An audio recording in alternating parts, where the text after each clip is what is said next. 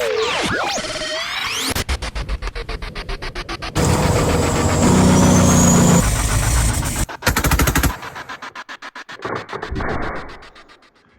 everyone. Thanks for tuning in to The Naturalist Capitalist. I am your host, Reed Coverdale, as always, and I've got John Molnar back on the show. How's it going tonight, John? It's going good. Just enjoying this campaign being over and winter coming in. So just going into hibernation for the winter pretty much at this point.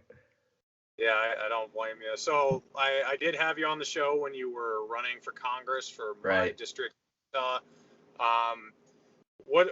did that go? What's your reflections on it? And what do you think about the race in general and who won?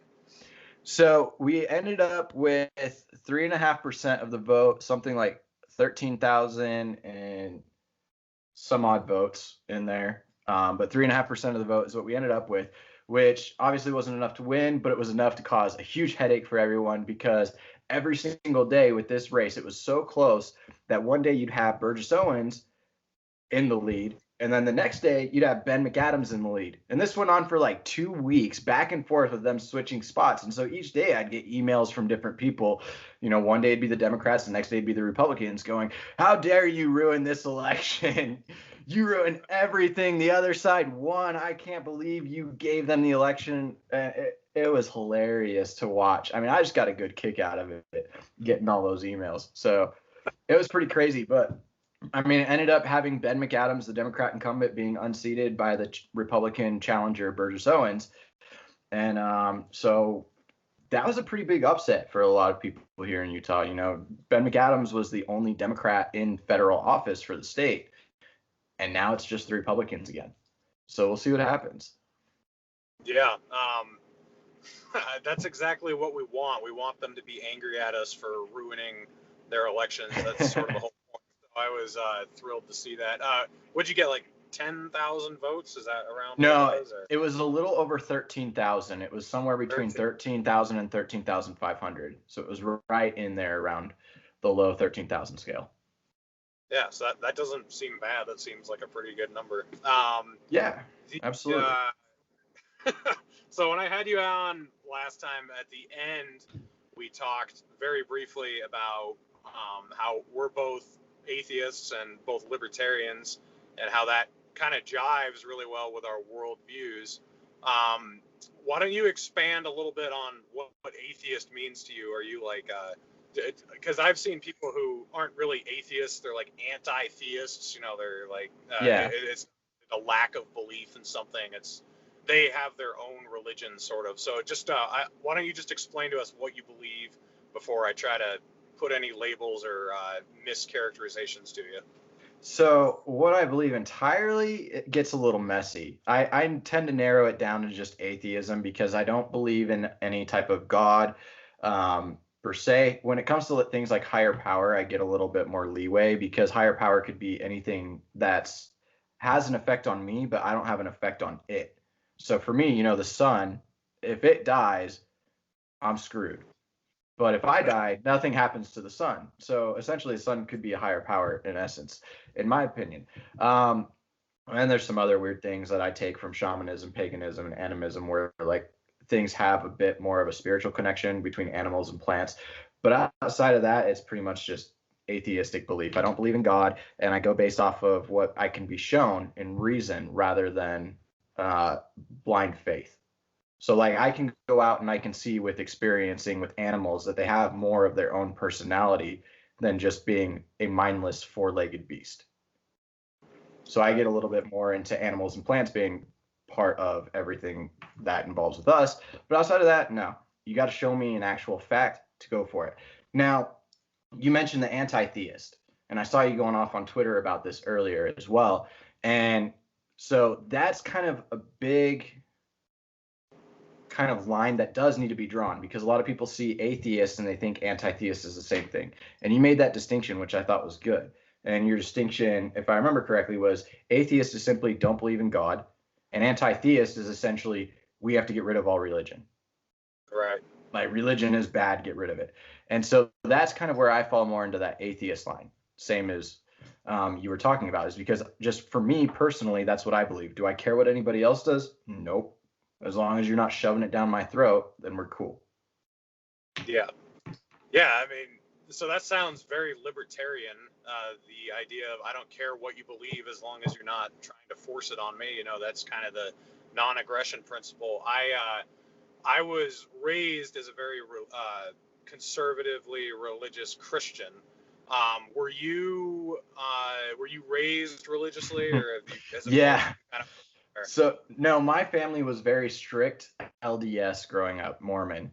Like, I mean, church every Sunday, couldn't hang out with friends on Sunday, can't watch TV on Sunday, like very strict Mormon family growing up. And so I ended up becoming atheist more around the age of 13, when I got to the age to where I was starting to read the Bible and, the Old Testament, the New Testament, and then for the Mormon religion, it's the Book of Mormon. And I started reading those actual books myself at that age, and that's what led me to becoming an atheist, because the more I read it, the more ridiculous it seemed. Yeah, I don't know if it's Richard Dawkins who said it, or somebody said the best way to make someone an atheist is to get them to actually read the holy book that their religion ascribes to. That's Yeah. kind of what happened to me too, because I slowly became less conservative and less Christian as I became an older teenager and into my early 20s. And then when I was around 22 years old, 21 years old, I started actually, I had read the Bible as a kid, but I actually started reading it again as an adult and trying to take it literally and seriously. And I just realized I couldn't anymore. And I didn't even like that. I wanted to take it seriously. I wanted to, but it was like, I can't. I don't believe this anymore. This just doesn't make sense. Well, and that's the thing I think a lot of people get upset with atheists about, is they think like, you're an atheist because you just don't want there to be a God. You don't want any punishment for when you get done with this life. And really, I mean, yes, I enjoy the fact that I get to be a little bit more free and make my own decisions, but at the same time, like, I'm a little envious of the people who have religious belief, because they can take things on faith and they kind of have an idea of maybe where they're going after this life. Whereas, you're the atheist perspective and you're just kind of stumbling through the dark, like, a day at a time, figure it out, see what happens. Yeah. Yeah, no, I have felt that same way when I see someone in church who's just totally content and they know that their father's in heaven and they're going to see him one day. That's their line of thought. And I'm jealous of that sometimes. It's like, yeah, that must be nice, just having that certainty. But Yeah, ignorance is bliss, man. yeah. Well, as you were pointing out, the idea that you don't believe in something unless you're proven that that idea is true, that also fits in with a libertarian philosophy, because a lot of the stuff the government tries to push on us, they expect us to just kind of sit back and let them handle it. And it's like, whoa, whoa, whoa, whoa. Okay, why don't we see some proof of these weapons of mass destruction? Or a more recent example would be with Iran. They said we had to do this missile strike against Soleimani because otherwise a war was going to start. And apparently, even in Congress, when they had their meeting with Mike Pompeo, they weren't even giving them sufficient evidence that they weren't even allowed to share with us. But then the people of America were supposed to somehow believe that you have some smoking gun for all this, not just the wars, but everything they do. We got to do this for the economy. We got to have quantitative easing to get us out of this recession, and just sit back and we'll take it, but don't look at it. Right. It's a similar crossover, don't you think? Yeah, no, absolutely. I mean, it's one of the things I struggle with atheists, is because a lot of them that claim to be atheists nowadays tend to be Democrat. And when they claim to be atheist, really they just mean they don't believe in God, they believe in government now. Like, the government has replaced God for them in their life. They're not really an atheist. Their religion Right. is just government. That's all it is. Yeah, I like that phrasing, and I can understand, even not too long ago, probably 15 years ago, I can understand why atheists would lean more Democrat, because Democrats tended to believe in science more, and they were more socially tolerant than the Republicans were. But that's kind of going away, both of those things. The adherence to actual science and the tolerance and social acceptance is, I don't know, it's almost flipping. It almost seems like the Republicans are getting a little better at that than the Democrats are. It's really Yeah, to watch. yeah, because I mean, it's been interesting, with all of my family being Mormon and then, being here in Utah, the Mormon church is pretty much like the dominant religion that controls everything in this state, essentially, as far as religions go. And so even in that culture, you've got this big LGBT push, and not necessarily with the leadership in the church, but with the members, they're a lot more friendly to things like cannabis for medicine. And so there does seem to be a bit of a shift to where it is looking a little different. Yeah, it's very weird, and I don't understand why a lot of atheists who are like hard left, they don't want the church taking their money and distributing it how they see fit. If they But they sure are okay with it, with the government doing it. Exactly. Yeah, it's so ironic. And as you said, it's just another form of religion. And so I really want to go ahead. Yeah, I mean, it doesn't have to be, but that's just how these people are kind of treating it, is that government is their new religion. Their authority is not to be questioned. They have their own form of scripture, which is whatever they decide it is that day. I mean, one day it's science, the next day it's some 11-year-old girl who is crying on TV. Right? Just whatever they decide it is, that put in front of a camera and say, this is the authority figure, it's not to be questioned. And that's where it starts to get that religious similarity, because religion really is answers that may never be questioned. So when you start applying that same thinking to government, guess what? You just created government as a religion. Yeah, so the next thing that I wanted to bring that into is science. You were talking about how religion is evidence that can't be questioned. The same way, it's almost becoming that way with science in a political sense in the United States. I mean, with COVID, when they were telling us we've got to lock down, we've got to social distance, we've got to shut down the economy, and people are like, whoa, you don't even know what's going to happen. And there was some pushback, and I can understand that there was a lot of fear because we didn't know what was happening yet. But if you had like any question of thinking that a lockdown was a bad idea, then you were evil because you were ignoring the science. But that's the exact same similarity with religion, because what does religion do? They get you to obey by installing fear of consequences in the afterlife. Right. The government is doing the exact same thing. It's all this fear mongering. It's the end of the world. It's the end of days. I mean, we're seeing this stuff with hashtag wear a damn mask. Looks like the same thing as the crazy fuck on the corner of the street going, Jesus is coming. Yeah. It's the same thing. Yeah, no, that's totally true. And I believe in evolution and I believe in climate change. But I have seen like this ferocity from I'll call them the scientific left, for lack of a better term. If you have any questions about the narrative of climate change, like, okay, 12 years, that's really a tipping point. Like you've been giving us all these other, all these other benchmarks throughout history that you said this was going to happen, and they didn't. So if you have any question, which used to be what science was all about. Science used to be about disproving what was already standing. Science used to think the earth was flat. Right. And to give cocaine to pregnant women. Like, tobacco was perfectly healthy for the pregnant women. Science gets things wrong sometimes. And it changes a lot. And that's the whole point of it, is to keep questioning it until you find out what makes the most sense. That's why there's almost never a fact in science. Almost everything is theory.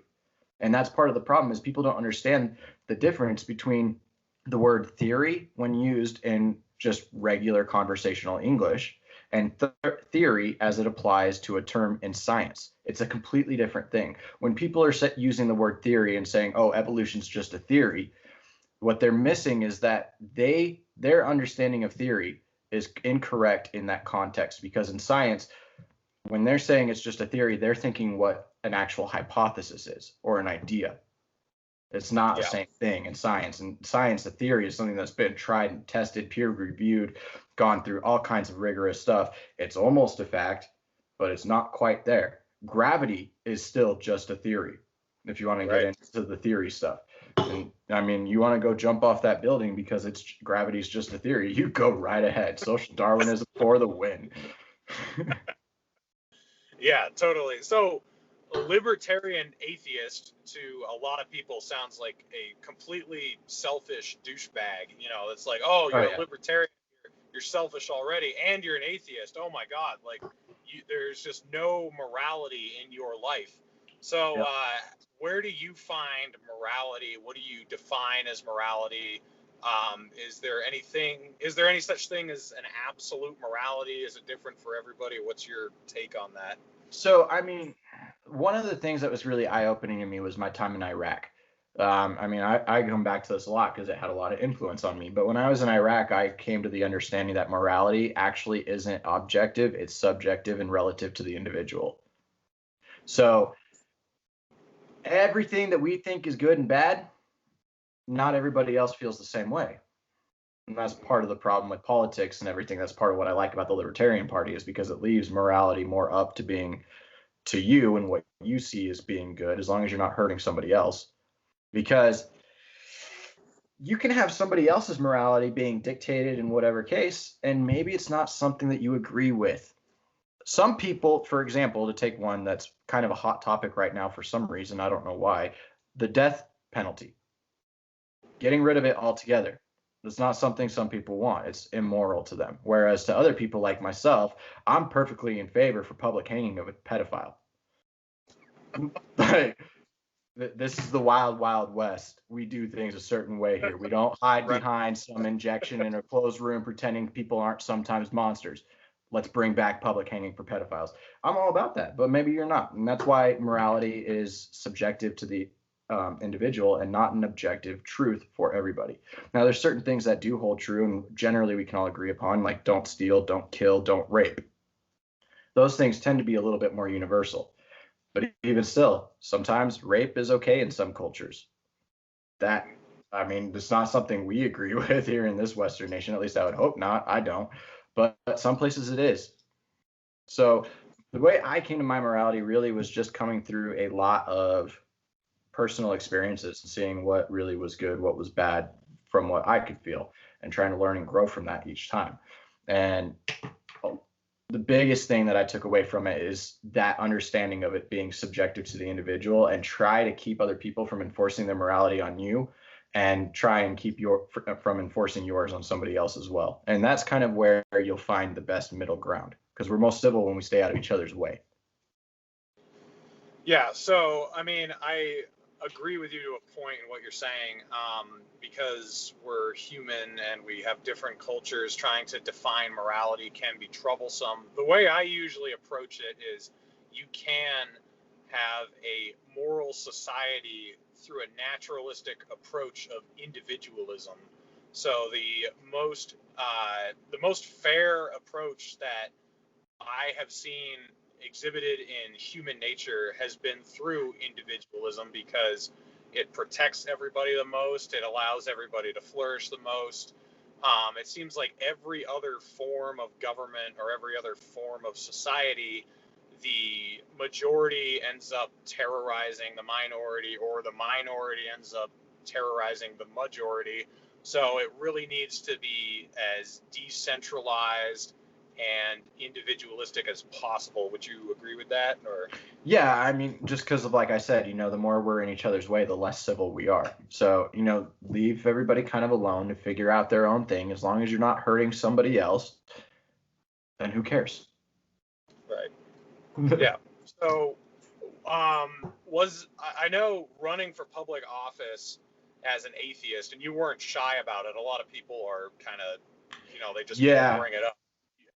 How'd that go in Utah? Surprisingly, it didn't seem to cause too many problems. I mean, I was keeping it on the down low real solid just because of the fact that, like, this is Utah. It's my first campaign, and nobody really knew me. I was coming out of the shadows and everything that I was doing before. So I was kind of coming into this with the mindset of, I should probably clean up my look, cut my hair, not talk about the fact that I'm an atheist. And then something interesting happened. And this was when I was actually campaigning as a Republican, because I actually started the campaign as a Republican before switching. I'm out. But, I was at a meeting with one of the Republican groups around Utah, and somebody made a remark. And there was this conversation. I was standing nearby the group, but I mean, I'd never mentioned what my religion was, and most people had assumed I was Mormon, and I just never really said anything against it. Just didn't try and talk religion very much. And somebody made a comment, and there were a lot of heads nodding in agreement that got me pretty upset, because the comment was that we cannot allow a non-Christian into public office. Awkward. Yeah, when you're sitting there as the lone atheist who's like, okay, well, now what do I do? And so, I mean, at that point, it was like, you know what? These people are going to hate me no matter what. I might as well just be upfront about what I'm all about. I mean, if they're going to be mad because I'm not Mormon or not Christian or whatever the case is for them, then who cares? Because I don't care if you're Christian, Buddhist, Muslim, Hindu, pagan, whatever the case might be. If we're not all free to practice our religions, then none of us are. And trying to set a standard on religion for public office in a country that is in no way founded on Christianity and has clauses of separation of church and state in almost everything, your religion should be a non-issue. Yeah. And I'd point out the first time I met you at the Capitol building when Spike Cohen was there, you were talking with a few people, and you said, I am a staunch atheist, but I will do everything to protect your right to practice your religion. And you were referencing places of worship that have been shut down or treated differently than other institutions.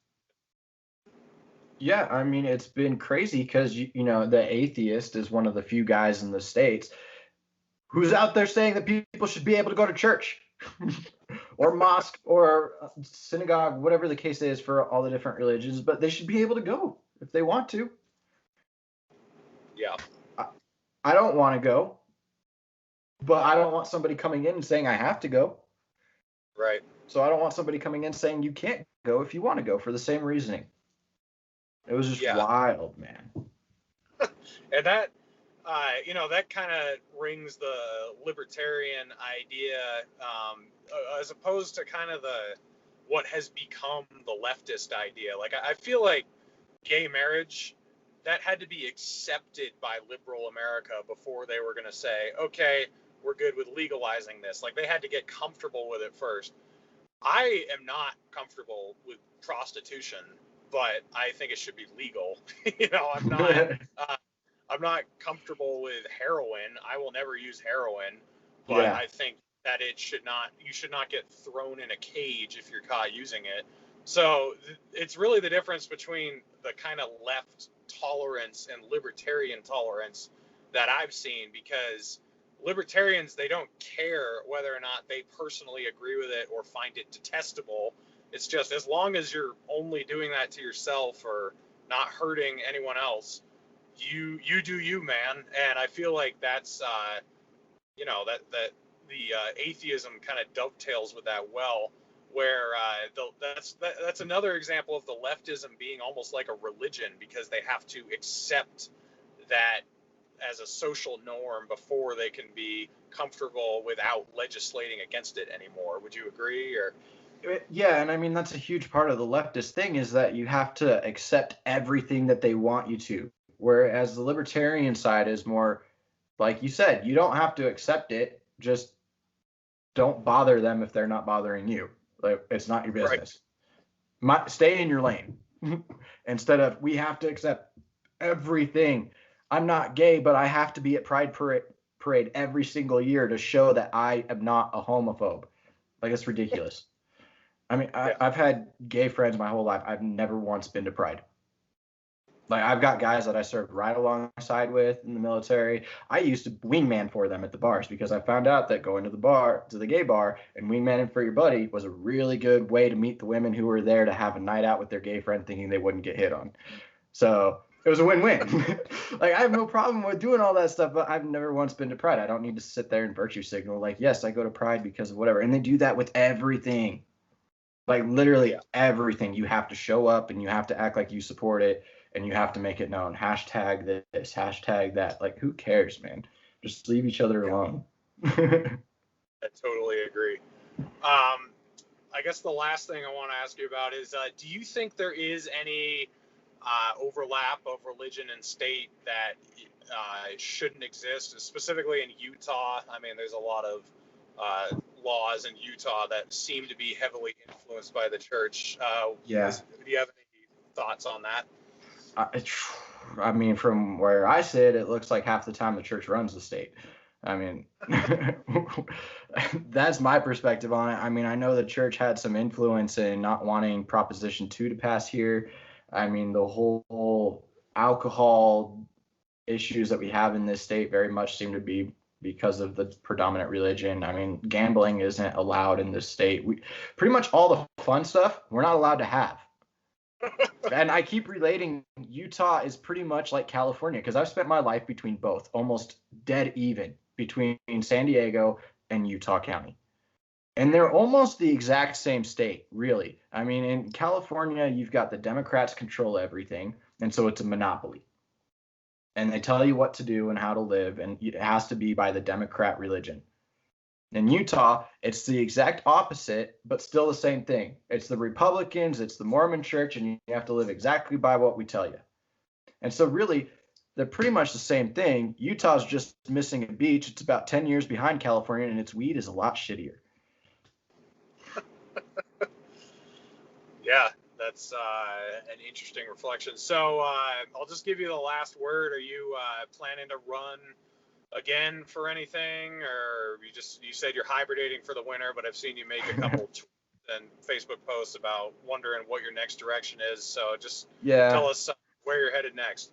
Well, I mean, kind of what I was thinking when the election was getting over is we just go round 2 right away for Congress. But, I've had a lot of people suggest that they'd like to see me run in their state. We have a lot of stuff in Utah State that needs to be addressed. And so there is that possibility that in 2022, I'll run for state rather than Congress. Just kind of mulling over the options and seeing what kind of everybody else would like as well, and seeing what our state does to kind of give some direction. I mean, there's also a small chance that I might take on Senator Mike Lee in 2022 as well.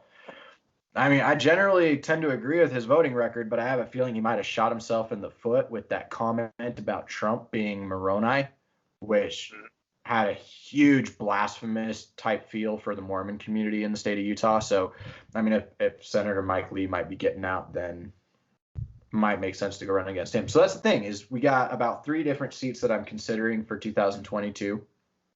And we got this year, all of 2021, to be able to kind of just relax and enjoy it. My wife and I just had a baby about 2 weeks ago, so we're just pretty much in hibernation mode right now, taking care of the new little one and getting our jive together going as a new family. So it's kind of the focus for now, and then figure out what we're going to go run for in 2022. But we'll definitely be running for something. It's just a matter of what.